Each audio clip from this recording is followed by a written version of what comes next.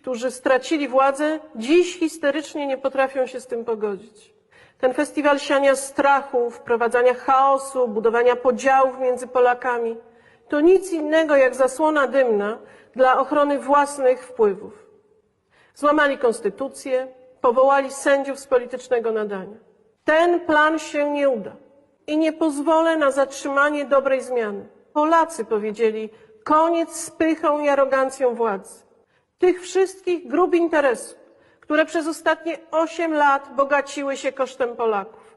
To był dla nich złoty wiek, ale ten wiek właśnie się skończy. Cześć, witam Was serdecznie. Moi drodzy, co prawda miałem dzisiaj robić tą drugą część o Trumpie, ale co się odwlecze, to nie uciecze. Jak wiecie, bardziej się interesuję polityką, wydarzeniami w naszym kraju. O Trumpie oczywiście w międzyczasie jeszcze powrzucam, bo tam też się dzieje dość ciekawie, co jest też powiązane z nami, ale no, dzisiaj się wydarzyło parę fajnych rzeczy, którymi chciałem się z Wami podzielić. No, powiem Wam, w PiS-ie dzisiaj była piękna stypa. Kaczyński bez immunitetu, Błaszczak bez immunitetu, Matecki może trafić do aresztu.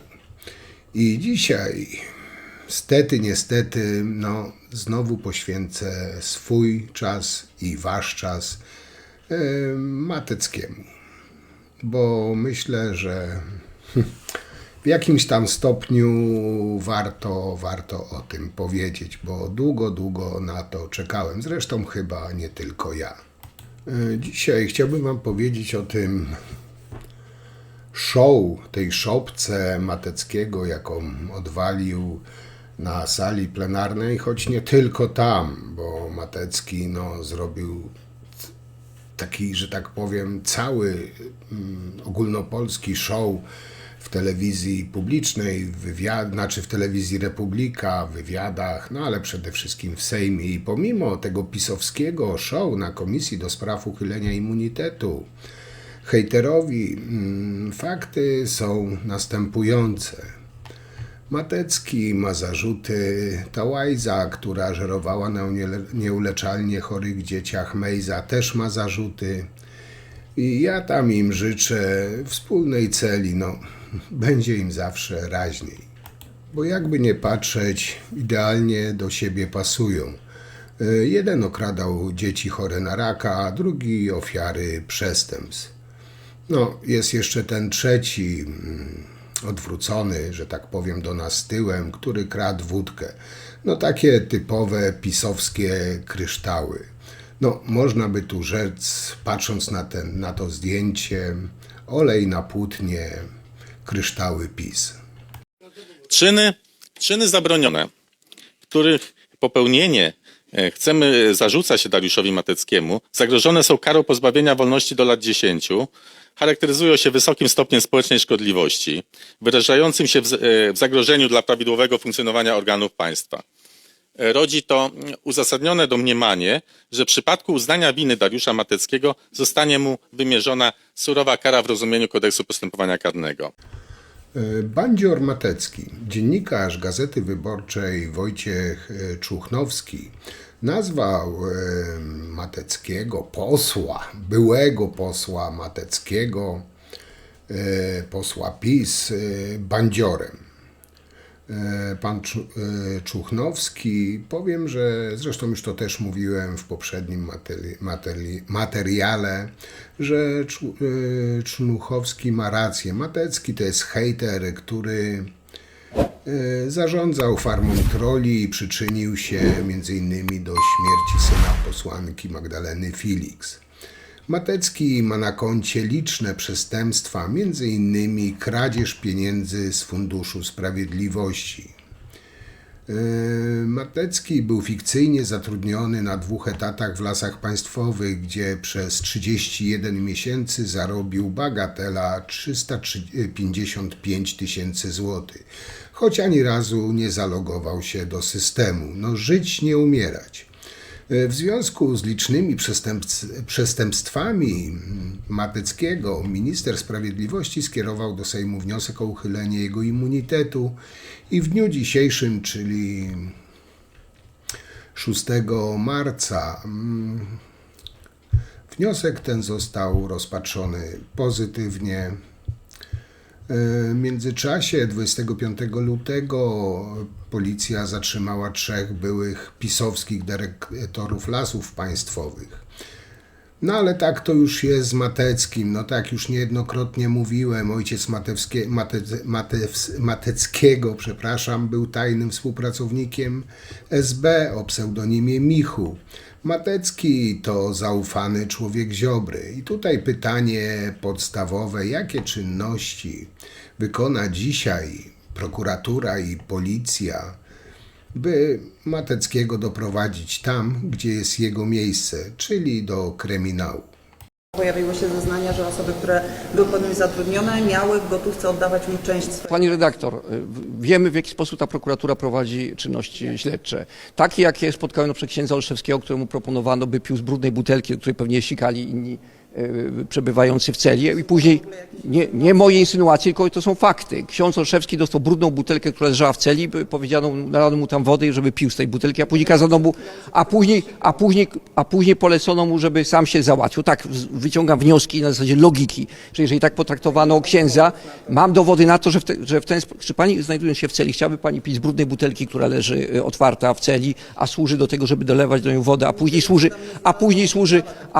tak pani, to pani się myli, bo pani być może nie wie o tym, że ta władza jest w stanie tak zmontować i skonstruować zarzuty, że również pani mogłaby tam się znaleźć, bo ksiądz jest całkowicie niewinny. Jestem przekonany, że sprawa zakończy się jego uniewinnieniem. I proszę, Dowody świadczą na coś innego, ale ja pytałam o to, czy niewinna. zgodne z prawem było to, że Dariusz Matecki niejako wymuszał na swoich podwładnych oddawanie mu swojej części swojej pensji w gotówce. Pani odpowiadam, że po pierwsze pani manipuluje kwestią sytuacji księdza. Nie, to są zeznania. Księdza czy pani, które zostały zmuszane do tego, żeby rozbierać się przez mężczyzn. Pytam o Mateckiego, A teraz ja pani odpowiadam. Jak pani ale to nie jest pytanie. odpowiedzi sobie na pytanie, jeżeli pani w ten sposób niegrzecznie chce się zachowywać, albo pani wysłucha moją odpowiedź. To ma pani To wybór. nie jest odpowiedź na ten temat. Okej, ale przejdźmy do wydarzeń, a raczej do show tego hejtera, który odwalił w Sejmie. Matecki na mównicy w Sejmie zakuł się w kajdanki, zrobił z siebie kolejnego męczennika dyktatury reżimu Tuska i Bodnara. Także pewnie to widzieliście wszyscy, jak Matecki zakuł się w kajdanki, po czym wyciągnął wielkie zdjęcie Tuska i Putina. Tutaj Mateckiemu chyba można było powiedzieć: Matecki, nie wystarcza już tobie zakładanie kajdanek w łóżku podczas figli, musi to też robić w Sejmie. No ja wiem, że ma jakiś tam sobie fetysz z kajdankami, ktoś coś tam sobie ma, jakiś mały fetysz. Ale żeby okazywać to publicznie, Matecki, wstydź się. Nie wiem, być może z jakimś sex-shopem podpisał umowę. Nie wnikam, każdy zarabia jak może. Ale jak wszyscy wiemy, do tej pory Matecki szalał z telefonem i nagrywał wszystko i wszystkich. Prowokował każdego wrogiego, jedynie słusznej władzy. Teraz, gdy to jego zaczęli nagrywać, zdaje się być zdenerwowany i to nie lekko. Generalnie rzecz biorąc, Matecki i jego kolesie sprzeniewierzyli 16 milionów publicznych pieniędzy. Do tego dochodzi jeszcze ponad 440 milionów złotych do ręki. Szereg lat pracy, wiadomo, dla Lasów Państwowych. Kadry PiS takie już są. Jeden okradał dzieci chore na raka, już tu wspominałem o Mejzie. Drugi ofiary przestępstw, czyli Matecki. Śmietanka doborowa lub jak to pisowcy wolą określać, kryształy, aż ten blask od nich bije po oczach. Ale jak przyszła na nich kolej, czyli dzisiaj uważają się za ofiary rządów koalicji obywatelskiej, no jak tam zwał 13 grudnia, jak oni nazywają. U nas, powiem wam, chyba to już stało się w ostatnich latach bardzo modne, że ta tak zwana prawica głosuje i wybiera przestępców na parlamentarzystów, po czym cytuje tych nikczemników, broni ich i uważa tych przestępców za prześladowanych bohaterów walczących o wolność naszego kraju. Ja tutaj osobiście nie mam wątpliwości, że ci ludzie nigdy nie powinni znaleźć się w parlamencie, ale to już inna historia. Pracowników wynika, że część pracowników zatrudnionych w stowarzyszeniach, zarówno w Stowarzyszeniu Fidei Defensor, jak i w Stowarzyszeniu Przyjaciół Zdrowia, oddawało część swojego wynagrodzenia Dariuszowi Mateckiemu. Jako przykład mogę tu podać zatrudnionego w Stowarzyszeniu Fidei Defensor w charakterze tłumacza Marcina M., który z każdej swojej pensji otrzymanej w stowarzyszeniu oddawał w gotówce Dariuszowi Mateckiemu 6 000 złotych. Następnie średnio co 3 miesiące takie kwoty w kopertach były przekazywane Dariuszowi Mateckiemu systematycznie. Koperty te przekazywałem ja, ale też były takie sytuacje, że Dariusz Matecki sam je sobie odbierał z szuflady mojego biurka. Koperty te z pieniędzmi przekazywałem Mateckiemu łącznie przez okres co najmniej 2 lat i łącznie była to kwota około 200 000 złotych. Według prokuratury Matecki i jego ludzie kasę z Funduszu Sprawiedliwości przeznaczali m.in. na lokaty spłaty kredytów, zakup i wykończenie nieruchomości, lokowanie w fundusze inwestycyjne, na rachunki maklerskie, wypłacanie w gotówce i przekazywanie na rzecz członków rodziny oraz przeznaczanie na wydatki życia codziennego. Jeden ze świadków zeznał, że Matecki za pieniądze z tych kopert, o których mówił prokurator, podobno kupował nawet panele podłogowe. No, jak się bawić, to się bawić, w końcu to są pieniądze podatników, to co sobie żałować, prawda? Nie wiem, na ile to jest prawda, na ile nie, ale podobno Mateckiemu w Lasach Państwowych ludzie pisali pochlebne maile za jego pracę, w której notabene nie był. No, widać lubiał coś takiego czytać, taką lekturę sobie, no. I błędem według mnie jest mówienie, że Matecki zarobił jakieś pieniądze w Lasach Państwowych. Bo żeby zarobić, no to trzeba, jakby nie patrzeć, pracować. Ten typ te pieniądze po prostu ukradł. Ale z drugiej strony, powiem wam, nie ma co się tego człowieka czepiać. Bo my się tak jego czepiamy, a być może ten zapracowany człowiek przychodził zawsze bardzo wcześnie i od razu szedł do lasu pracować. I wracał już po zmroku. I tutaj nie dziwcie się, że nikt jego nie widział w budynku Lasów Państwowych, czy że nie był zalogowany. No bo jak się mógł zalogować, skoro świt pędził do lasu wykonywać swoją ciężką pracę i wracał późną nocą. No, człowiek oddawał się pracy bez reszty, a my się chyba tutaj jego za bardzo czepiamy. Dobrze, pani marszałkini. Pan poseł Kowalski, bardzo proszę. Już.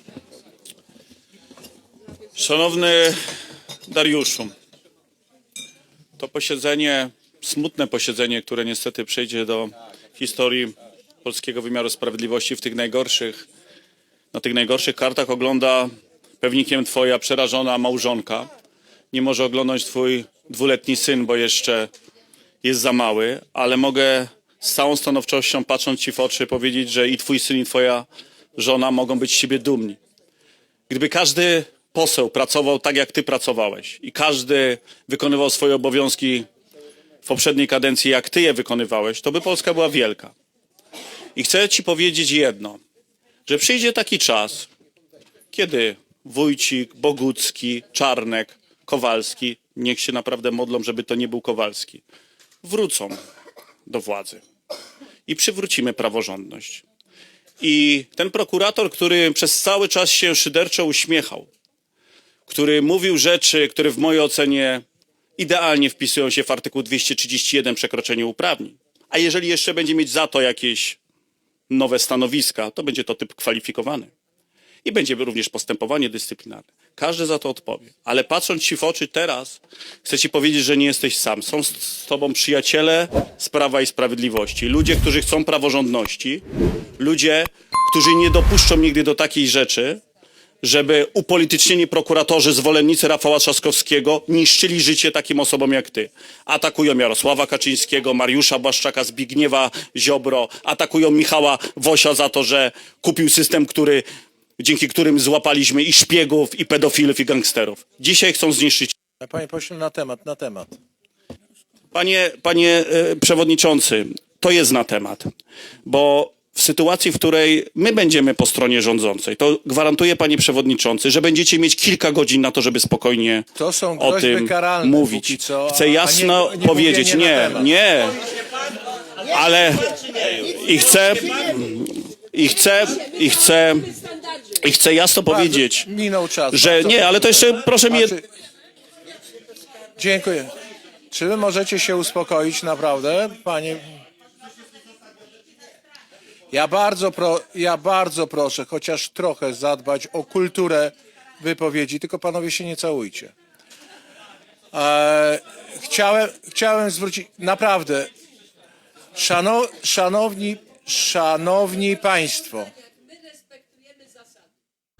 No, jakby nie patrzeć, trzeba mu to przyznać, że Matecki na tym swoim wystąpieniu, które zobaczycie w całości, ale w sucharze dnia, bo trwa około 20 minut i nie chciałbym was tutaj zamęczać nim. Kto będzie chciał, to sobie to całe wysłucha, obejrzy te jego show, przedstawienie. Ale no, tak powiedziałam, Mateckiemu trzeba przyznać, że sam zrzekł się poselskiego immunitetu. Wcześniej o uchylenie immunitetu Mateckiemu zarekomendowała Sejmowa Komisja Regulaminowa, gdzie, jak słyszeliście, Jaś Kowalski bronił go niczym ojciec cnoty własnej córki. Prokuratura chce postawić mu zarzuty dotyczące 6 przestępstw. Grozi mu nawet do 10 lat pozbawienia wolności. Chodzi tu o nieprawidłowości wokół Funduszu Sprawiedliwości, a jakżeby inaczej. Jak powiedział m.in. Matecki w tym swoim wystąpieniu, w tym swoim show, przedstawieniu, zrzekłem się immunitetu. Jest to konsekwencją moich poglądów. Poseł nie powinien stać ponad obywatelem i w tym pan Grodzki, no oczywiście uderzenia do Grodzkiego, Giertycha, no bo jakże inaczej, ale to wysłuchacie wszystko na końcu. W czasie wyborów deklarowałem, że jestem za likwidacją immunitetu parlamentarnego oraz sędziowskiego, więc jeśli jest to moje honorowe zobowiązanie wobec obywateli, no popatrzcie, jaki uczciwy, wzorowy poseł, obywatel dodał i oświadczył, że jest całkowicie niewinny. W więzieniach jest pełno takich niewinnych. Potem opowiadał, że jest ofiarą reżimu Tuska. Standard. Mówił, że prokuratura chce mu postawić zarzuty na osobiste zlecenie premiera. Przekonywał, że nie ma żadnych dowodów na jego winę. No oczywiście, że nie ma. No skąd, jakby tam były jakiekolwiek dowody na tak kryształowego człowieka. Mówił, że sprawa jest ustawiona i jest to spektakl politycznej egzekucji. No kolejny wyklęty nam się narodził, moi drodzy. Jak ciągnął dalej, ja wam to tak streszczam pokrótce. Matecki powiedział to w dramatycznym tonie oczywiście: chcecie w TVN-ie posła w kajdankach? Proszę bardzo. Będziecie mieć posła w kajdankach? Proszę bardzo. Macie swój spektakl. rzucił nagle Matecki i sam zakuł się skubaniutki w kajdanki. Powiem wam, że no idealnie do niego pasują. Jak ciągnął dalej, niech ten obrazek stanie się symbolem tego, do czego dzisiaj zmierza Polska. Niech każdy zobaczy, czym się stało państwo pod rządem Donalda Tuska. Wykrzykiwał, wymachując skutymi rękami, żeby dodać tego dramatyzmu. Potem oczywiście pokazał kolejny gadżet, bo tych gadżetów miał dużo, no jak show to show, prawda? Ten gadżet to taki wielki baner z twarzami Putina, Łukaszenki, Tuska i Bodnara. Standard, klasyk. I z napisem po angielsku mówiącym, że każda dyktatura upadnie. No tutaj ma rację, bo dyktatura pisowska upadła. Potem Matecki wykrzyczał przesłanie do wolnego świata po angielsku. No zobaczcie jaka dramaturgia, ile emocji, ile adrenaliny. Coś tam zaczął dukać, że stoję przed wami w kajdankach w polskim parlamencie. Jestem posłem opozycji i chcą mnie za nic wtrącić do więzienia. To nie jest sprawiedliwość, a atak polityczny. Rząd Tuska wspierany przez demokratów Joe Bidena, państwo niemieckie i fundację George'a Soros'a niszczy demokrację, żalił się światu, całemu światu Matecki. No, powiem wam, aż mi się łezka wokół zakręciła. Ciągnął dalej, uciszają opozycję, kontrolują media, używają kar jako broni. Tak jak próbowali zrobić z prezydentem Donaldem Trumpem. Próbowali go zabić. Dukał tam po angielsku Matecki. My się nie poddamy. Jeśli Ameryka potrafi odpowiedzieć, my też. Uczynimy Europę wielką. Rzucił w tej swojej ekstazie, w tych spazmach ekstazy. A politycy PiS, no chyba nie musicie zgadywać, nie musicie się domyślać. Politycy PiS wstali i bili. Brawa, byli zachwyceni, przybijali se potem piątki. No, prawdziwy bohater narodowy. A jeszcze coś wspominał też o sędziach, o politykach, że obecni sędziowie nie powinni być sędziami czy prokuratorzy tylko politykami Koalicji Obywatelskiej. Tylko jakimś dziwnym przypadkiem skubaniutki zapomniał dodać, ilu takich politycznych sędziów było za rządów właśnie PiS-u czy Zjednoczonej Prawicy. No ale tutaj się nie czepiajmy. Człowiek walczy o wolną Polskę z reżimem Tuska, także tu się nie ma co czepiać, mógł zapomnieć, ale ja przypomnę. Chyba szybko zapominamy. Na przykład wiele osób nie wie albo po prostu już zapomniało, kto zasiada chociażby w Trybunale Konstytucyjnym, że to są byli posłowie Prawa i Sprawiedliwości, nieprzypadkowe osoby, były prokurator krajowy. Zresztą zobaczmy, archiwa nie kłamie. Cicho, teraz ja mówię. Zgłosi, cicho, teraz ja. Proszę przepuścić pana posła i przechodź starszy. Jak wy w ogóle możecie nękać ludzi, no? Co to jest za jakaś bezczelność?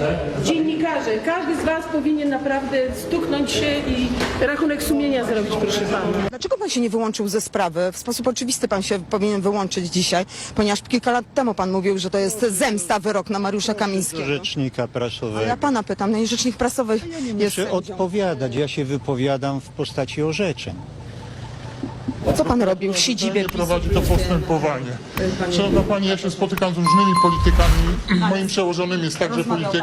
Muszę rozmawiać o reformie prokuratury, muszę rozmawiać o środkach finansowych. Proszę mnie przepuścić. Ale O rozmawiał środkach pan, finansowych z prezesem Kaczyńskim w sprawie Birgfellnera? nie rozmawiałem.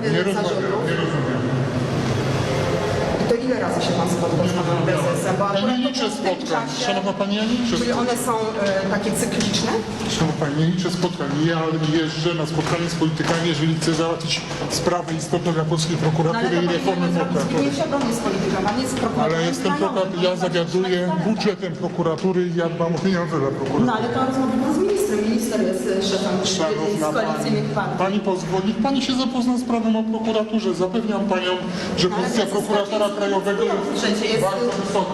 szeregowym posłem, jest prezesem partii rządzącej, ale nie Jest- jest ani premierem, ani nie jest decyduje o budżecie. szefem instytucji, która decyduje o polskim budżecie. Zabił człowieka. Ja? No, zadyszał się strasznie. Także moi drodzy, Matecki poinformował z mównicy sejmowej, że zrzeka się immunitetu. Podczas swojego wystąpienia, tak już wspomniałem, zakuł się w kajdanki, mówiąc, że spodziewa się aresztu. Prokuratura chce mu postawić zarzuty popełnienia łącznie 6 przestępstw zagrożonych karą do 10 lat wolności.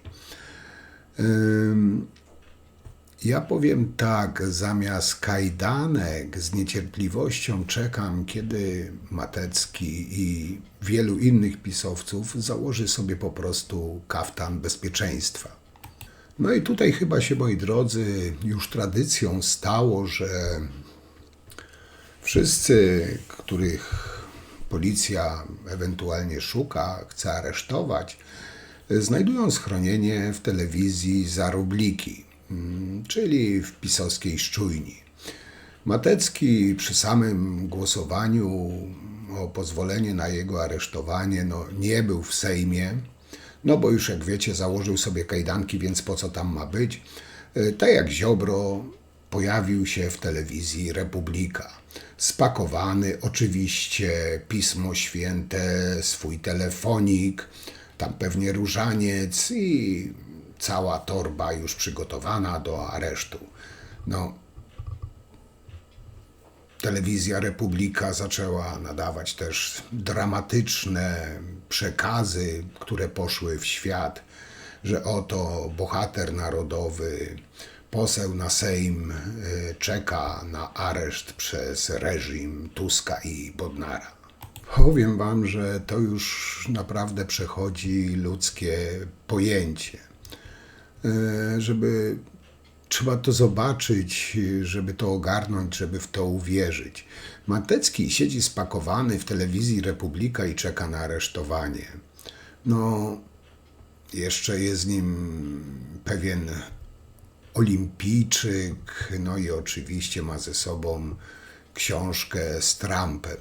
Ja powiem krótko, błazen to zbyt mało powiedziane.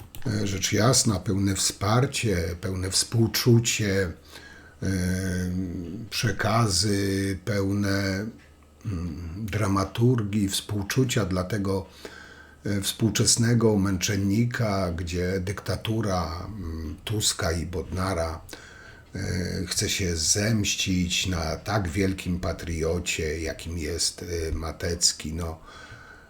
Powiem wam, że aż ciarki przechodzą, że poseł na Sejm oto siedzi w telewizji Republika na kanapie, oczywiście udzielił wywiadu najpierw i czeka na tych silnych panów w mundurach, bo według pisowców policja, która aresztuje pisowców, to są silni panowie, to nie jest policja. I rzecz jasna, tłumy młodzieży pisowskiej przed prokuraturą, gdzie oczywiście przyszli w obronie tego szlachetnego człowieka, jakim jest Matecki. O tym nawet mówiła polska, patriotyczna telewizja Republika, żeby nie było, że to umknęło uwadze jakże tej prawdomównej, opiniotwórczej telewizji. I powiem wam, moi drodzy, że te tłumy protestujących na pewno pójdą w świat. Mało tego, te zdjęcia z telewizji Republika przekonają samego Trumpa, żeby oczywiście interweniował w obronie męczennika Mateckiego.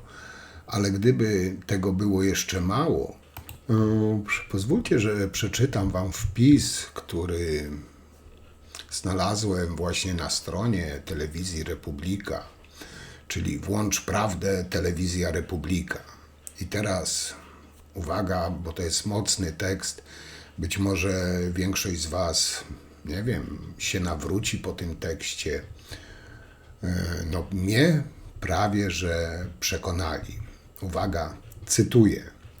Dariusz Matecki to nie tylko polityk, to symbol walki o sprawiedliwość. Bezbłędnie i bezkompromisowo punktuje nadużycia władzy, demaskując kłamstwa, manipulacje rządu Tuska. Wielu ceni go za to, że nie boi się stanąć w obronie wiary katolickiej i Kościoła, gdy inni milczą, zastraszeni lub sprzedani. On w zbroi wiary broni chrześcijan prześladowanych w cieniu politycznej poprawności, podczas gdy Tusk i jego ludzie opluwają katolików. W internecie zasłynął jako ten, który z pasją walczył przeciwko wpuszczaniu uchodźców do Polski, polityce, którą obecny rząd realizuje po cichu, w mroku, z dala od oczu zwykłych obywateli.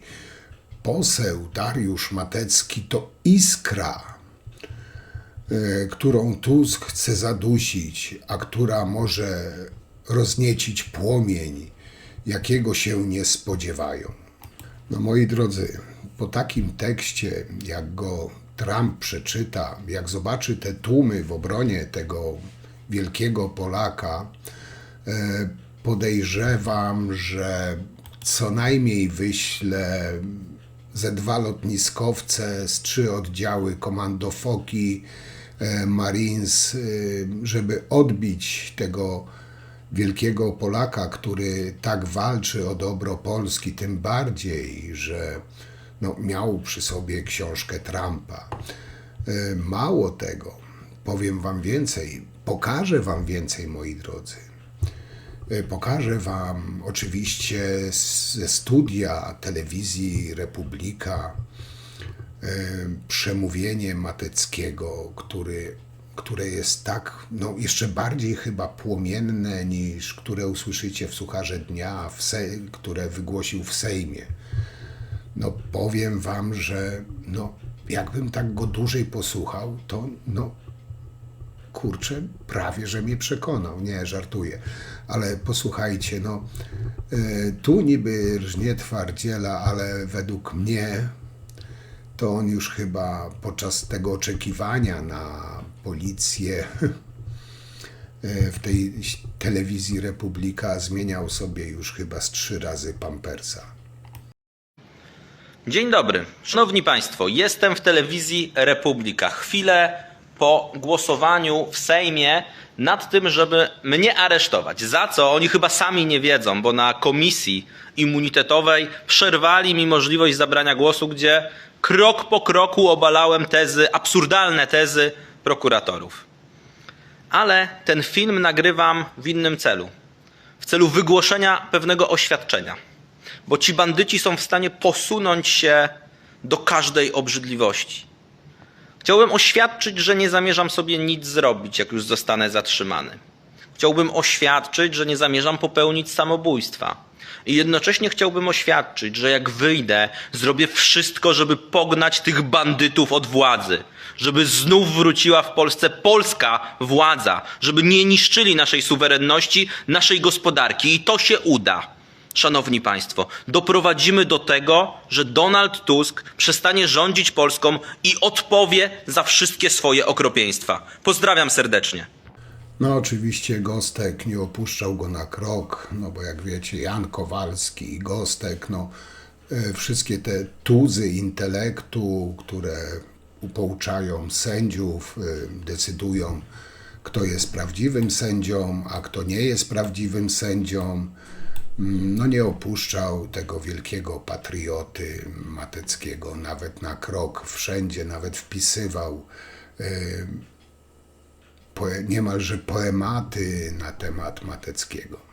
No i pamiętajcie, ci politycy, którzy są teraz, politycy koalicji, którzy są sędziami, prokuratorami, no za czasów PiS-u było to nie do pomyślenia, żeby ktokolwiek związany z partią rządzącą był na stanowisku prokuratora, sędziego. W PiS-ie to było po prostu nie do pomyślenia. Reżim Tuska i Bodnara obsadził no niemal samymi politykami stanowiska sędziów i prokuratorów. Dlatego to się nazywa reżim Tuska, bo tak jak powiedziałem, za PiS-u takie rzeczy się nie działy. To było po prostu nie do pomyślenia. I dam wam tutaj dowód, że mówię prawdę. Tworzy zbyt daleko idącą możliwość ingerowania ministra sprawiedliwości.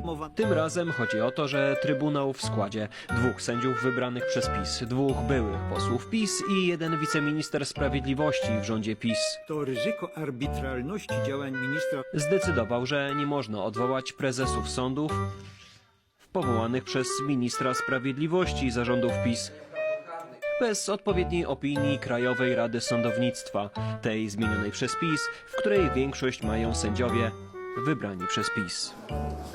Bronią swoich, muszą sobie ugruntować władzę, żeby przed tymi rozliczeniami, które ich czekają, żeby mieli swoich sędziów i którzy będą dbać o ich interesy. I tak już na zakończenie o tym reżimie Tuska. Jakby to powiedzieć? To bardziej tak do Mateckiego i do tych, co go tak bronią, że reżim Tuska go tak prześladuje. Jak jesteś posłem partii opozycyjnej, reprezentujesz swoich wyborców w Sejmie i nie dość, że masz prawo wejść na mównicę, to jeszcze bez problemu robisz na niej jakiś debilny happening z kajdankami. Nie wiem, dodać jakiejś wizualnej dramaturgii w swojej takiej tępej propagandzie. I tutaj uwaga, wbrew temu, co wygadujesz, Polska nie jest krajem dyktatury i reżimu, tylko krajem wyjątkowo demokratycznym i tolerancyjnym. Dlaczego? Bo jest tolerancyjnym i demokratycznym do tego stopnia, że zasugerowanie, że trwa w nim okrutny reżim, w dodatku mówisz to w obcym języku, a więc w formie przekazu krytycznego do obcych sił, no jak widać nic ci nie grozi. Możesz sobie mówić na mównicy sejmowej polskiego Sejmu co chcesz. No tak chyba w reżimie nie do końca jest. Chociaż gdy twoja partia, Matecki, rządziła, takie zachowanie nazywane było zdradą. A czy ty wiesz, Matecki, że tam, gdzie trafisz, to często będzie mylona twoja głowa z twoją dupą. Także ja będę kończył. Moje zdanie już niejednokrotnie wyraziłem na temat tej kanali. Piszcie, chociaż też wasze zdanie znam, ale piszcie, co myślicie w tym temacie, w tej kwestii. Tak jak mówiłem, na koniec w Sucharze Dnia wrzucę całe wystąpienie Mateckiego, całe show Mateckiego. Bo myślę, że warto zobaczyć, jak ktoś ma na tyle mocne nerwy, to polecam. Ja wam już dziękuję i cóż, do zobaczenia przy następnym materiale. Trzymajcie się, moi drodzy, cześć.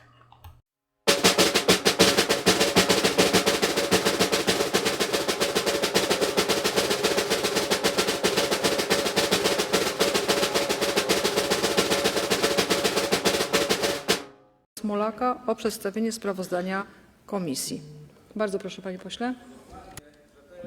Dziękuję bardzo. Pani Marszałek, Wysoka Izbo, Szanowni Obywatele.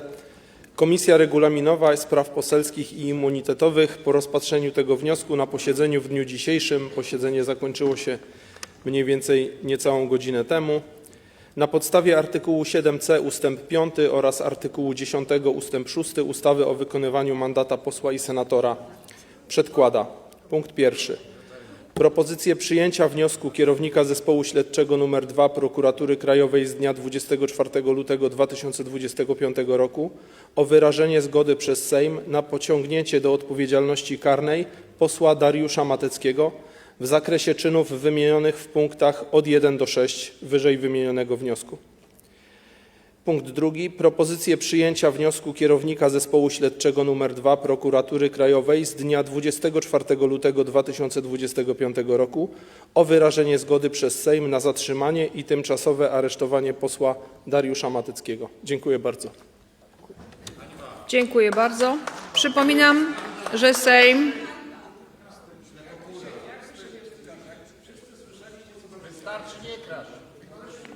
Ale panie pośle, albo się państwo uspokoicie na salwę, albo zrobimy przerwę. No, zakłóca pan obrady. Nie pozwala pan koledze na wystąpienie, panie pośle. Nie, proszę słuchać.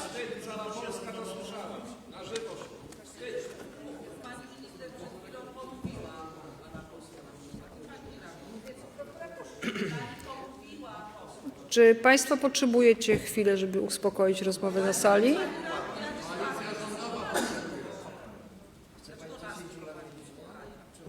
Czy ja powiedziałam coś do pani poseł, czy proszę, żeby sala się uspokoiła, żeby pan poseł Matecki mógł wystąpić? Bo dopóki się państwo nie uspokoją, nie będziemy kontynuować. Możemy zacząć, tak? Tak, oczywiście.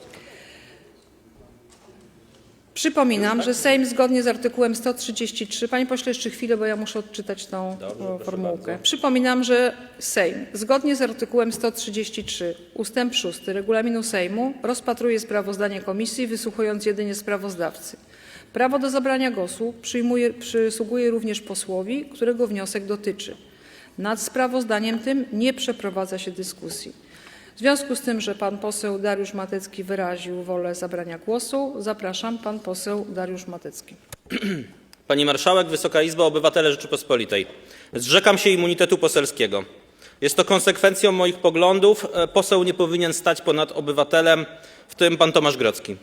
W czasie wyborów deklarowałem, że jestem za likwidacją immunitetów parlamentarnych oraz sędziowskich, więc jest to moje honorowe zobowiązanie wobec obywateli, pomimo tego, że całkowicie nie zgadzam się z zarzutami prokuratury.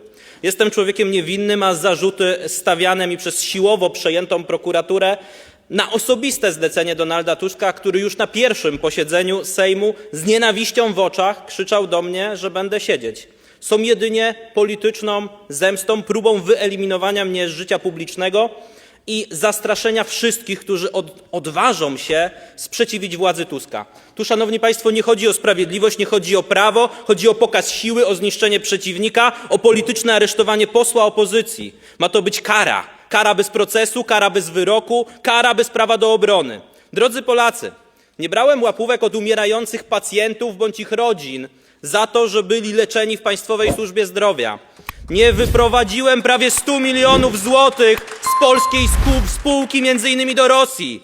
Nie otrzymałem apartamentu na chorwackiej wyspie w zamian za ustawianie przetargów. Ale za to stawia mi się zarzuty. Dlatego, że miałem czelność pracować dla Lasów Państwowych i dlatego, że minister sprawiedliwości, korzystając ze swoich ustawowych kompetencji, wspierał katolicką organizację walczącą z nienawiścią do chrześcijan. O tym szczegółowo za chwilę. Ale co jest prawdziwym zarzutem? Jestem dla nich realnym zagrożeniem, bo nie jestem politykiem systemowym, którego można zastraszyć, kupić, bo przez lata skutecznie obnażałem hipokryzję i korupcję obozu Donalda Tuska. I co najważniejsze, mam zasięgi wśród polityków opozycji. W czasach, kiedy siłowo przejęli media publiczne, Polską Agencję Prasową, poseł samodzielnie, który generuje miesięcznie 50-60 milionów wyświetleń, musi zostać zniszczony. Nie mają na mnie żadnych prawdziwych dowodów, realnych dowodów, żadnych nielegalnych działań. Dlatego sięgają po polityczne pomówienia klienta Romana Giertycha, który może legalnie kłamać. Jestem ideowym konserwatystą, walczę o suwerenną Polskę, silną prawicę i normalność, a dziś rządzący chcą zlikwidować nie tylko mnie, ale całą opozycję. Widzimy to po ataku na środowisko dawnej suwerennej Polski, po nielegalnej blokadzie środków dla Prawa i Sprawiedliwości w czasie kampanii prezydenckiej, po medialnych nagonkach na każdego, kto nie zgadza się z dyktatem Berlina i Brukseli, po haniebnych atakach na ministra Zbigniewa Ziobro, ministra Mariusza Błaszczaka czy premiera Mateusza Morawieckiego, po atakach na Radio Maryja, Republikę czy w Polsce 24. Zarzuty stawia mi prokurator Ślepokóra, który jeszcze niedawno uczestniczył ręka w rękę z politykami obozu Tuska w politycznych wiecach. Tu mamy pana Ślepokórę, który udostępnia Kamilę Gasiuk-Pichowicz. To jest prokurator, który żąda dla mnie więzienia. Był na marszu 4 czerwca z politykami, z państwem. Atakował mnie bezpośrednio na Twitterze. Udostępnił nawet obrażający wpis Jacka Ozdobę, gdzie Zbigniew Boniek go wyzywał po prostu. To jest prokurator niezależny. Udostępniał panią Łukacijewską. No i to jest najlepsze. Udostępniał wpisy wyborcze Rafała Trzaskowskiego. Zapraszał na jego wiece wyborcze. To jest prokurator? To jest polityk. Niech siedzi tu z wami.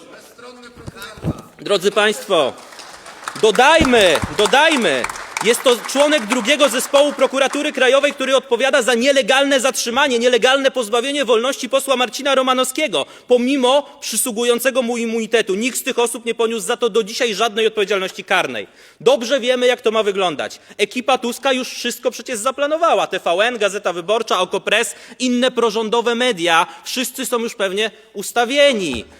Wszyscy dostali sygnał, wszyscy wiedzą, jak ma wyglądać ten spektakl, zanim jeszcze sąd podejmie decyzję, media już mają gotowe nagłówki. Dziś Bodnar wprost mówił, że mam zostać aresztowany podczas posiedzenia Sejmu. To nie jest śledztwo, to jest polityczna egzekucja na oczach miliona Polaków. Chcecie w TVN-ie posła w kajdankach? Proszę bardzo. Szanowni państwo, macie swój spektakl. Będziecie mieć posła w kajdankach na sejmowej mównicy. Niech ten obrazek, szanowni państwo, stanie się symbolem tego, do czego dzisiaj zmierza Polska. Niech każdy zobaczy, czym się stało państwo pod rządami Donalda Tuska. Niech też pamiętają, że każda dyktatura kiedyś upadnie. This is a message from Poland to the free world, from a democracy that is falling. I stand before you in handcuffs in the Polish parliament. I'm an opposition MP and they want to throw me in jail for nothing. This is not justice. This is a political attack. Tusk government, funded by Biden's Democrats, the German state and Soros foundations is destroying democracy. They silence the opposition, control the media and use cards as weapons, just like they tried to do with President Trump. They were trying to kill him. In Romania, they arrested a conservative candidate for president. In Hungary, they attacked Viktor Orban because he defends his nation's freedom. But we will not give up. If America could fight back, so we can. Make Europe great again. Żebyś zrozumiał? Żebyś zrozumiał? Chcesz po rosyjsku? To nie jest już demokracja, to jest autorytaryzm, to system, w którym rządzący eliminują przeciwników politycznych, używają do tego służb i prokuratury. Nie boję się, nie mdleję przed wami, nie wyjeżdżam, chociaż mogłem. Panie pośle, moment, panie pośle, moment. Dobrze, ja doliczę panu parę sekund. Bardzo proszę o uspokojenie emocji. Jak państwo będzie, ale...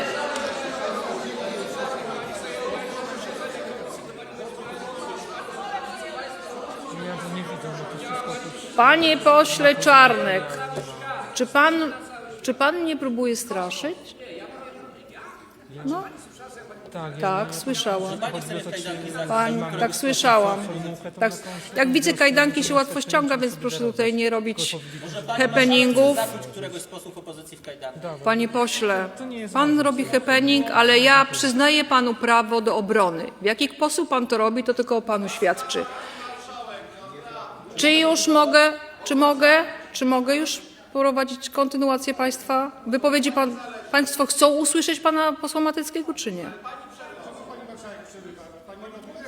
Ja dbam o dobro pana posła Mateckiego, żeby mógł wypowiedzieć. Państwo mu przeszkadzacie. Panie pośle, jak pan poprosi kolegów, to zaczniemy obrady. Dziękuję bardzo. Panie pośle, proszę kontynuować. Powtarzam, nie boję się, nie mdleję przed wami. Nie wyjeżdżam, chociaż mogłem jechać na Węgry do swoich przyjaciół z Fideszu. Mogłem lecieć do USA i tam dostać azyl.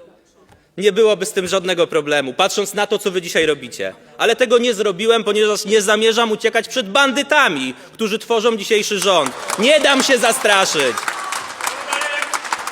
Zrzekam się immunitetu, chociaż wiem, że jestem niewinny. A za co chcą mnie wsadzić do aresztu bez wyroku? Prokuratura stwierdza, że miałem pozorną, fikcyjną umowę o pracę na czas nieokreślony, czynności nie były wykonywane. To samo mówi pani Hennig-Kloska, że nic nie zrobiłem w Lasach Państwowych.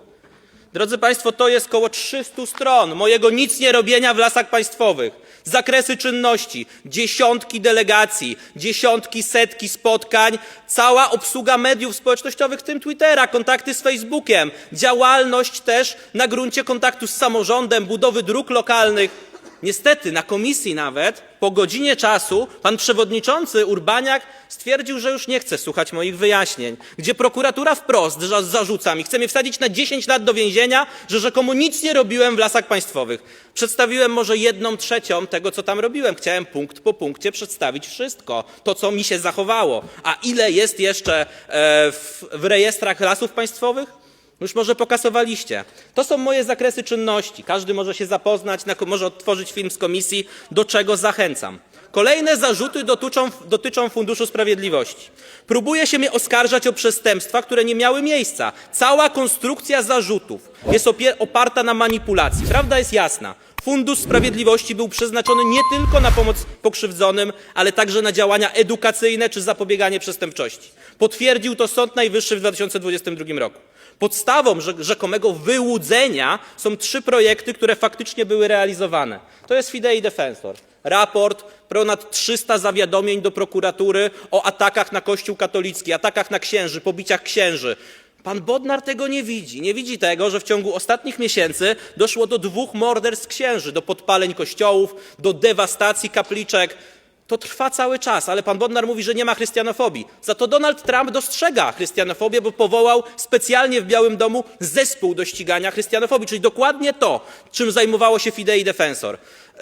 Pan mecenas Kwaśniewski, lider Ordo Iuris, stwierdził, że kiedy powstało Fidei Defensor, tak dobrze działało, że mogli zlikwidować zespół do ścigania właśnie chrystianofobii w Ordo Iuris. To były setki zawiadomień i między innymi Fidei Defensor zorganizowało szkolenia, ponad 600 szkoleń w całym kraju dla ponad 10 000 ludzi. Proszę bardzo, wezwijcie każdą jedną osobę na przesłuchanie i spytajcie, czy było szkolenie. Jakie to było szkolenie? Bo w tym wszystkim nie ma żadnego raportu NIK-u, nie ma żadnej opinii biegłego. Mówicie, że coś było przepłacone, że były puste umowy. To są słowa prokuratora Ślepokury od Trzaskowskiego, a nie NIK-u. Pokażcie raport NIK-u. Gdzie jest raport NIK-u, który miałby cokolwiek podważać? Zarzut o ustawianie konkursów to jest absurd. Fundusz Sprawiedliwości działał w ramach jasno określonych procedur. I teraz zacytuję, uwaga, Zuzanna Rudzińska-Bluszcz. Szanowni Państwo, kto to jest? Wiceministra Bodnara. Szef MS Ministerstwa Sprawiedliwości, pomijając rekomendacje konkursowe, mógł przyznawać dotacje według uznania. Pojawia się zatem pytanie, po co konkursy? Powiedziała w rozmowie z Rzeczpospolitą. Mógł decydować o wszystkim, komu przekaże pieniądze. I skoro minister w ramach swoich ustawowych kompetencji mógł o tym decydować, kto dostanie pieniądze, to gdzie tu jest możliwość ustawienia czegokolwiek? Wiecie, dlaczego to atakują? Bo pieniądze miały otrzymać skrajnie lewackie organizacje, które dopiero co wyszło, że miały finansowanie z amerykańskiej administracji, które dostają pieniądze z Unii, z funduszy norweskich, z fundacji Sorosza, rządu niemieckiego jak Campus Polska Rafała Trzaskowskiego. A ja się pytam, a dlaczego niby innym nie należy się publiczne wsparcie? Dlaczego nie mogą być finansowane organizacje katolickie, narodowe, konserwatywne? Dlaczego pieniądze mogą iść na przykład do organizacji deprawujących dzieci czy ściągających migrantów do Polski, a nie mogą iść na przykład na Młodzież Wszechpolską czy Radio Maryja? Co, to jest gorsze dla was środowisko? To nie są obywatele?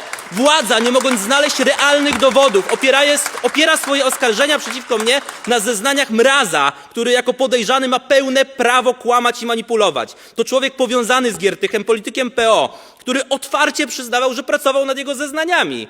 W całym wniosku nie ma ani jednego twardego dowodu, tylko domysły, opinie, przypuszczenia. Cytuję Mraza. Ten temat 3 portali Dariusza Mateckiego w mojej ocenie był wcześniej uzgodniony, bo takie tematy musieli rozmawiać w węższym gronie. Darek Matecki musiał też rozmawiać z ministrem, bo ja to odbieram w ten sposób, że to są dowody? Co to są za dowody? To nie są żadne dowody, nie byłem funkcjonariuszem publicznym, nie miałem wpływu na decyzje ministerstwa, nie przygotowywałem żadnych ofert, nie decydowałem o przyznaniu środków. Moja jedyna wina to późniejsza pomoc tym organizacjom w walce o wolność religijną. To jest potężna działalność, setki filmów, setki zasięgu, szanowni państwo. Fidei Defensor przez 3 lata, od zera zbudowana organizacja właściwie w zakresie przeciwdziałania chrystianofobii. W 3 lata tego projektu zrobiła zasięgi najwyższe wśród NGO-sów w Polsce, prześcigając WOŚP Jurasa, który jest wspierany przez was wszystkich przez tyle lat. Dziś próbuje się zniszczyć mnie politycznie, ale prawda jest po mojej stronie. Wszystkie projekty były w pełni legalne. Ostatni zarzut, który was najbardziej podnieca, można powiedzieć, podatek darkowy. Musieliście rok czegokolwiek na mnie szukać, żeby wreszcie uderzyć najzwyklejszym podłym kłamstwem. Być może dlatego, że to ja nagłośniłem aferę Tomasza Grodzkiego. Zeznawało kilkadziesiąt osób, które miało być informowane, że jeśli zeznasz coś na Mateckiego, to idziesz wolno. A jak nie, to cię zniszczymy. To są standardy stalinowskie. Stalinowskie. W uzasadnieniu wniosku prokuratura pisze, że kilka osób odkładało pieniądze i przypuszcza się, że to było dla mnie. Przypuszcza się. To są domysły, za które mam wylądować w areszcie. I teraz kwestia bardzo ważna. Za rządów Donalda Tuska przez 9 miesięcy byłem pod pogłębioną kontrolą CBA. To nie było zwykłe sprawdzenie, to było dogłębne śledztwo, zupełne prześwietlenie mojej działalności, wszystkich kont, wszystkich dokumentów, nawet remontów mojego domu, wszystkie konta mojej rodziny, przesłuchiwano świadków, tu jest to wszystko opisane. Stawiałem się na każde wezwanie CBA. I co się okazało? Nic się nie okazało. CBA nic nie znalazło, żadnych nieprawidłowości. Gdybym miał przyjąć setki tysięcy złotych, to chyba CBA by to wykryło, że są jakieś nierówności finansowe na moich kontach. Ale dowodów jest całkowicie brak. Więc postanowiono sięgnąć po polityczne metody, skierować przeciwko mnie pomówienia i kłamstwa. Mam świadomość, że głosowanie w Sejmie jest fikcją. Jestem spakowany w hotelu poselskim na jutrzejszy areszt. Decyzja została podjęta, głosujecie nad wnioskiem, którego wy nawet nie znacie, na podstawie rekomendacji komisji, która oceniała dowody, których sama nie widziała. Nie boję się, nie będę też mdlał. Ufam, że przed niezawisłym sądem, o ile sobie nie wylosujecie swojego sędziego, prawda zwycięży. Nie ucieknę też do Włoch, panie Romanie, którego tu nie ma. Na 2 lata. Nie pojadę sobie pływać na jakichś jachtach. Sam zrzekam się immunitetu i jutro stawiam się w prokuraturze krajowej. Chyba że chcecie mieć obrazki, tak? Wyciągania posła z Sejmu w kajdankach, gdzie mam nadzieję będę przesłuchany. I nie ma żadnych podstaw, żeby mnie tymczasowo aresztować. I kończąc moją wypowiedź, zacytuję prawie zacytuję, trochę to zmienię, jednego z żołnierzy wyklętych, który na was działa jak bicz. Ja jestem Polak i katolik, a wy jesteście moskiewskie i dodaję, berlińskie i brukselskie pieski. Dziękuję bardzo. Panie pośle, czy ja mogę prosić? Panie pośle Matecki. Panie pośle Matecki. Panie pośle. Panie pośle Matecki, bardzo proszę. Bardzo proszę do mnie. Czy pan poseł się zrzeka immunitetu, czy tylko cytował? Bo ja mam tutaj, musi pan złożyć pismo, pisemnie.